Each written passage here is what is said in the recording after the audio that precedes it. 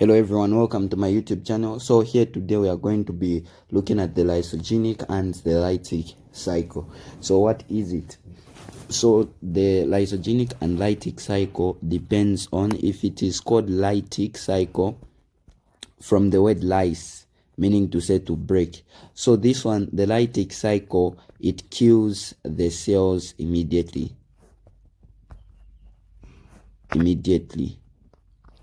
So we have the word, so it kills the cells immediately. Then when we look at the lysogenic cycle, it does not kill the cells immediately. With that said, let's look at their cycles. So for the lytic cycle, we are going to just be looking at simple steps, which we are going to, just something to remind you, APSA. So this one is, the first one is attachment.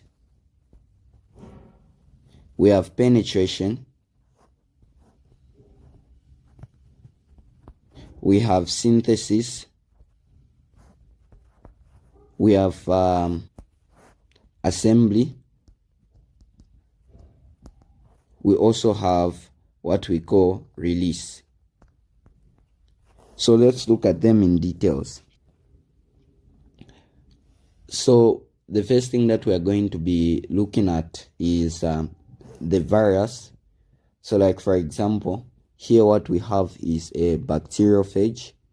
So a bacteriophage is a virus that attacks bacteria. So this is what we have. So the first step is attachment.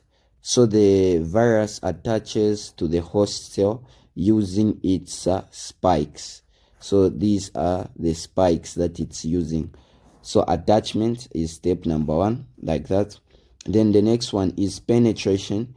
Penetration, the viral DNA enters the cell, so it releases its DNA like that. So that is basically what penetration is.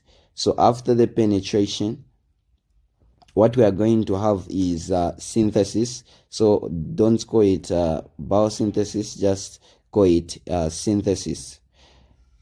So under this one, we are going to look at the viral DNA directs the host to make viral components. So it is not necessarily that the bacteria is the one, or it is not that the virus is the one that is making the viral genome. No, the host cell is tricked into thinking that the proteins are its own, and therefore it is going to make the material for the virus. So this is what they'll use, the cellular machinery of the host. So the host will think as if the proteins are a part of its own. So remember, this one, the nucleus together with the ribosomes, will help make proteins. So the host machinery will be able to make the proteins for the virus. So that is it on synthesis. So when we look at that, the next stage that we are going to be looking at is assembly. As you can see, the material has been made, but it is separated. We have a structure like that. We have another structure like that. So this synthesis, the structures are separated, then they are going to be assembled. They are going to be assembled, or rather put together. So they are going to be put together. So you can say that they are going to be assembled, then in brackets you can say put together. Then after that, the lytic cycle, it causes the cell to burst like that. So when they are moving out like that, they damage, or rather they destroy the cell. So a lot of them, we have a better structure. So we can have something like this. We can have something like this. After which one is the Lytic cycle? So this one is the Lytic cycle. So you will find that the cell was like this, but at the end of the day, the cell is destroyed like that. So that is the Lytic cycle like that. The Lysogenic cycle, on the other hand,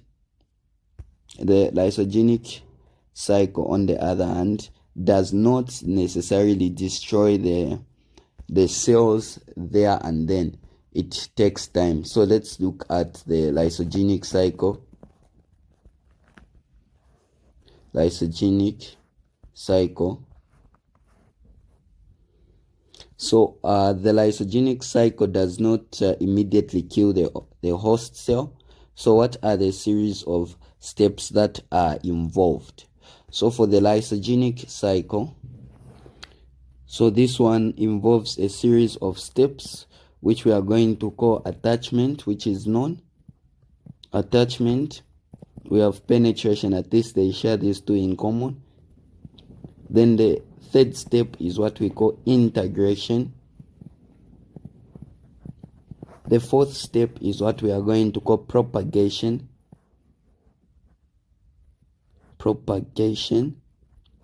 Then the fifth step is what we are going to call induction. So we have attachment, we have penetration, we have integration, we have propagation, and we have induction. So let's now discuss these in details. Okay, let's use this diagram. So this diagram has got the Lytic and the Lysogenic cycle. But so this one, we have the first step, they attach to the host cell. So this one we are going to call it attachment. After attachment, the second step is for it to more like penetration, where attachments, remember what he described attachments to be. It is the process by which the virus attaches itself using the spikes. So we can have something like that. Then it goes to penetration. Penetration is now where the viral genome is released into the host cell. So we have penetration. After penetration, what we are going to have is what we are going to call integration. So if you look at this viral genome, which is this that has been released, it is now, as you can see, this is the cell's DNA. So in the Lytic cycle, the viral genome, or rather DNA or RNA, is not a part of the cell's DNA. But under this one, we are going to have integration. So as you can see, though the colors are not different, let me highlight. We have this portion which looks a bit red. Let me use another color. So this portion is the viral genome. It is integrated into the cell like that. It is more like it becomes part of the cell's DNA. So by definition, for this one, we can say integration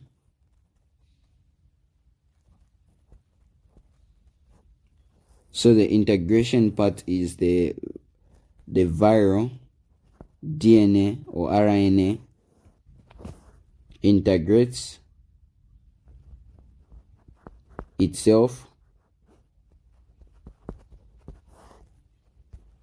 into bacterial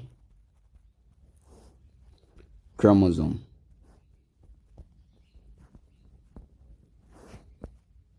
So that is basically what we are going to call integration. So when it integrates itself like that, this is now what we call a prophage. So it integrates itself like that. So that is what we call a prophage. Then the next step before we go to prophage is what we are going to call. We are not going to call it by the name of vertical transfer, but we are going to call it propagation. So propagation is where we have replication. So as you can see, if cells divide like that,